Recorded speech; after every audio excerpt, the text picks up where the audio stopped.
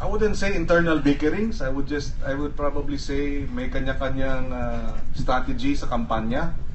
At kasama talaga yan ever since na ultimately ang kanya-kanyang kandidatura ay nakasalalay sa kanilang mga estratehiya at mangyayaring hindi nagtutugma ang mga estratehiya ng bawat kandidato. So, hindi ito bago. Pero mahalaga ay I think kami naniniwala na unti-unting nagkakaroon ng groundswell at maganda ang pagtanggap sa 8 Diretso. Marami ang nagsasabi, kailangan, magandang may balanse sa Senado, kinakailangan may balanse ang ating ang Senado. Naniniwala rin kami, marami ang nagsasabi na ayaw nila ng tiwali o kaya corruption at mga magnanakaw, kaya sinasabi nila ang 8 Diretso, maganda ang track record. So, yun ang ating itinutulak.